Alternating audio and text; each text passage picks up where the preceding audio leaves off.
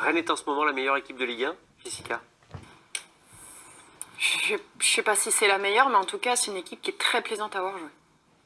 Et qui cartonne, hein. Lyon en a Oui. fait les frais récemment. Non, Philippe. qui cartonne, mais on sent vraiment que ça a bien pris, quoi. Tout a bien pris.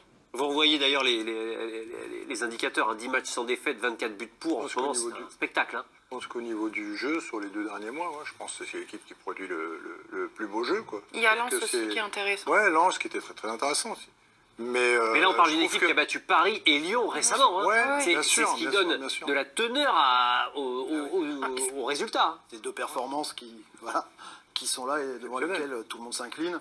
Et puis il y a cette idée d'effectif, parce que comme le dit Genesio, non seulement il a 27 joueurs, ce qui est le cas de tous les clubs, mais peut-être qu'à Rennes, et ça c'est pas le cas de tout le monde, c'est, pour parler de joueurs de champ, c'est 22-23 joueurs qui sont tous c'est homogène quoi.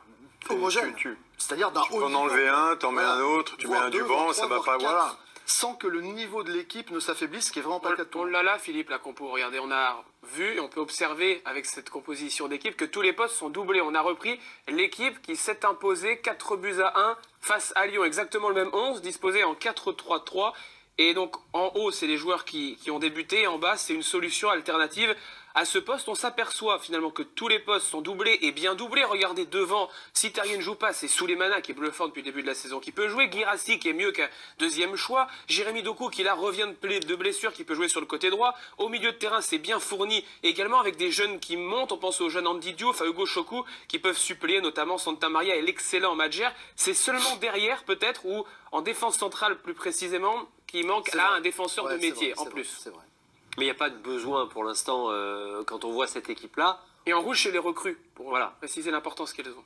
Et on peut saluer le travail de Florian Maurice qui est arrivé quand on voit les recrues. Et le niveau des recrues, le niveau homogène, c'est bluffant. C'est bluffant, le travail est bon.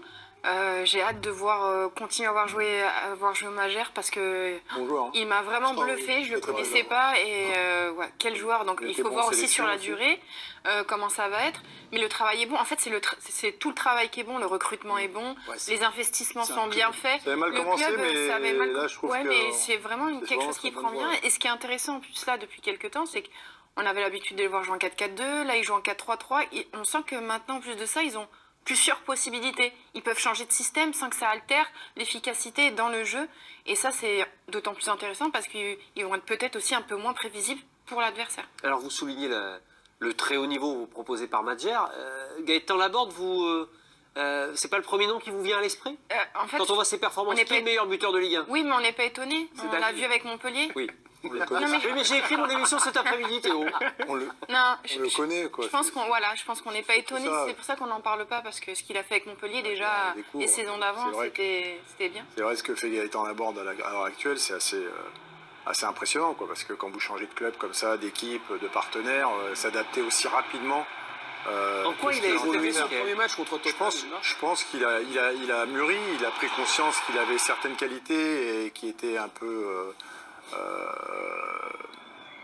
pas utilisées, quoi. Il était vraiment au minimum de ce qu'il pouvait faire et il a eu sûrement le déclic avec Michel Derzakarian à Montpellier en partant de Bordeaux et aussi avoir Andy Delors à ses côtés, c'est quand même important parce que je pense qu'il vous apporte beaucoup dans le comportement et je trouvais que les deux étaient très complémentaires. Ils avaient un peu le même état d'esprit et voilà, je trouve qu'il a pris conscience qu'il avait des qualités, qu'il pouvait s'exprimer, qu'il pouvait les exprimer et marquer des buts, c'est ce qu'il est en train de faire. Pour répondre à la question, avec Laborde, entre autres, Rennes candidat crédible au podium? Ah oui, bien sûr. Oui. Mais est-ce que Rennes sera en Ligue des Champions la saison prochaine? Je vais aller un peu plus loin même. Moi, je pense que ça va être dur parce que le problème, il tombe dans une année où vous avez quand même des équipes qui tiennent la route, quoi. Je pense qu'une équipe comme Marseille, une équipe comme Lyon, une équipe comme Nice, Oui, mais Lens. il y a c'est 2 quand minutes, même- on regardait leur équipe de départ, Non, elle mais fait pas. Après, j'ai elle a pas de dit quoi qu'elle ne pâlir pouvait face pas. au- J'ai pas dit qu'ils ne pouvaient Il y a un pas. match, hein. Je dis ils sont pas loin. Ils sont pas loin déjà au niveau comptable. Ils sont pas loin. C'est peut-être l'année où c'est plus difficile de dire qui sera sur le podium, dans le sens où on voit vraiment beaucoup d'équipes Oui. au même niveau. Tu les citais toutes, Mickaël. Il y en a beaucoup, Et en, quand même. en fait, il y a beaucoup d'équipes qui sont Ouais, intéressantes. Chacune a son coup de mou.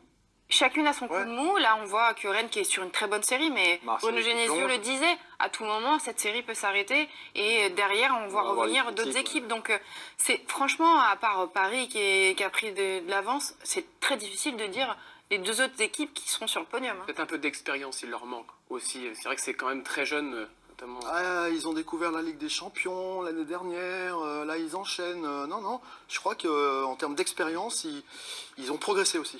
Rennes-Montpellier, 20h30 demain sur Canal Décalé, coup d'envoi 21h. Avant les